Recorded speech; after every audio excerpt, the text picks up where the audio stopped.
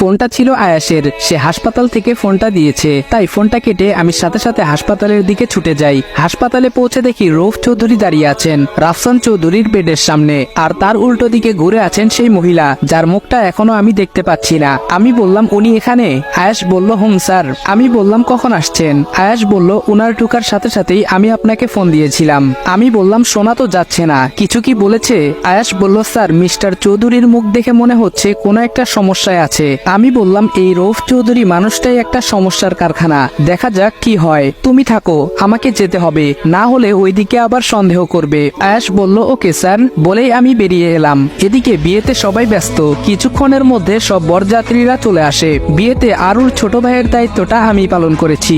আমার এখানে আসাটা সার্থক হয়েছে। আর কি লাগে, বিয়ে বাড়িতে দুজন মানুষের মুখে চিন্তার ছাপ স্পষ্ট ছিল, একজন ইসি আর একজন রৌফ চৌধুরী। ইসির চিন্তার কারণ আমি জানি, তবে চৌধুরী সাহেবেরটা ঠিক ধরতে পারছি না। আমি বিয়ের প্যান্ডেলে একপাশে দাঁড়িয়ে ফোন টিপছি, এমন সময় পেছন থেকে কারোটাকে পেছনে ফিরে তাকাই। নিশি বলল, এই যে ভাইয়া, আপুকে দেখেছেন? আমি বললাম, মানে? নিশি বলল, ওপস সরি, আপনি তো আবার এই বাড়ির কেউ না। আমি বললাম, তুমি কার কথা জিজ্ঞেস করছো? নিশি বলল, আমার আপু ঈশিতা জামান, চিনেন নাকি? আমি বললাম, হুম দেখেছি তো, কেন খুঁজছো? নিশি বলল, দরকার ছিল। আমি বললাম, তুমি যাও, আমি খুঁজে দেখছি। নিশি বলল, থ্যাঙ্কস ভাইয়া, খুঁজে পেলে আমার কথা বলবেন। আমি বললাম, ওকে। এই বলে ওকে বিদায় করে দেই। তারপর সারা বাড়িতেও কোথাও খুঁজে পাচ্ছি না। আমি সারাটা সময় চোখে চোখে রেখেছি। শিট, একটুর জন্য অন্যমনস্ক হয়ে যাওয়ায় কোথায় চলে গেল? ও কি আমার উপর নজর রেখেছিল নাকি? যাই হোক, এখন বাইরে খুঁজতে হবে, তাই গেটের বাইরের দিকে চলে যাই। আমি এখন বাইরে দাঁড়িয়ে ভাবছি কোথায় খুঁজি। এমন সময় পেছনের দিকে ঘুরে বাড়ির গেট দিয়ে ভেতরের দিকে তাকাতেই দেখি ইসি সবার সাথেই আছে। এটা কেমন করে সম্ভব? আমি তো সারা বাড়ি খুঁজে এলাম এই মাত্র, কোথায় ছিল তাহলে? আমি নিজেও আবার ফিরে আসি। ভালোই ভালোই বিয়েটা সম্পূর্ণ হয়। পুরো বিয়েতেই ইসি একটু পর পর মিসিং ছিল। বিষয়টা নোটিশ করেছি আমি, কিন্তু কোথায় গেছে তা খুঁজে পাইনি। বিয়ে শেষে চলে এলো বিদায়ের পালা। কোনে বিদায়ের সময়। বিয়েটা আমার বোনের স্বইচ্ছায় হয়েছে, তবুও কেন এত কান্নাকাটি?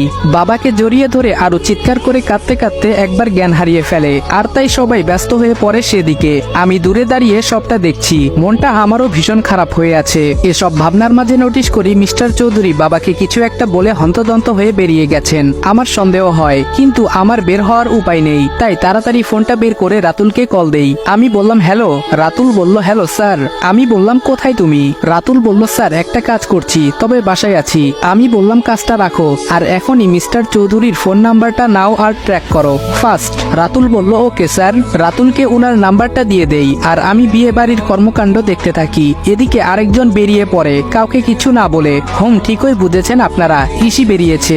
এবার আমার চোখ ফাঁকি দিতে পারেনি। আমিও পিছু নেই, অনেকটা রাস্তায় চলে এসেছি। মুখোমুখি হওয়ার থেকে বাঁচতে একটু আড়ালে দাঁড়াই, কিন্তু এখান থেকে বেরিয়ে দেখি ইসি গায়েব। গেল কোথায়? ভ্যানিশ হয়ে গেল। ফোনটা বেজে উঠে। আমি বললাম, হ্যালো। রাতুল বলল, হ্যালো স্যার। আমি বললাম, বলো। রাতুল বলল, স্যার মিস্টার চৌধুরীর নাম্বার হাইওয়েতে যাওয়ার পর অফ হয়ে যায়, আমি এখন হাইওয়েতে আছি। আমি বললাম, উফ শিট, চলে এসো, পরে দেখে নেব। আমি রাস্তায় দাঁড়িয়ে কথা বলছি, এমন সময় লক্ষ্য করলাম আমার পেছনে কেউ আছে। তাকিয়ে তো আমার চোখ কোটর থেকে বেরিয়ে আসার উপক্রম। ইসি বলল, আমাকে ফলো করছেন? আমি কি বলবো বুঝতে পারছি না। ইসি বলল, কি হলো, কথা কানে যায় না? কেন ফলো করছেন আমায়? কে আপনি? আমি বললাম, দেখুন আমি আপনাকে ফলো করছি না। ইসি বলল, শাট আপ, মিথ্যে বললে আপনার কি হাল করব তা কল্পনাও করতে পারবেন না। আমি মনে মনে বললাম, কোথায় ফেসে গেলাম? এই তো দেখি আমার থেকে এক ধাপ উপরে। কি করি এখন? ইসি বলল, হু আর ইউ, অ্যান্সার মি। আমি বললাম, I am Rajdeep Ahmed. EC বলল, একটা চর মেরে তোর সব দাঁত ফেলে দেব। আমি বললাম, কি সব বলছেন আপনি? তুই তুকারি করছেন আমায়? ইসি বলল, আমার পিছু কেন নিয়েছিলি বল। আমি বললাম, দেখুন মিস ঈশিতা জামান, পুরো শহরটা আপনার একার নয়, তাই আমি কখন কোথায় যাচ্ছি তার কৈফিয়ত আপনাকে দিতে বাধ্য নয়। ইসি বলল, আলবাত বাধ্য, কারণ আপনি আমায় ফলো করছেন। আমি বললাম, আপনি কি কোনো ক্রাইমের সাথে যুক্ত? ইসি বলল, হোয়াট? আমি বললাম, তা না হলে কে আপনাকে ফলো করছে, কে পিছু নিচ্ছে তা নিয়ে এত মাথা ব্যথা কেন? হয়। ইসি আর কিছু বলল না, আমার সামনে থেকে চলে গেল। আমি পেছন থেকে একটু জোরেই বললাম, ও hello, two be careful, okay.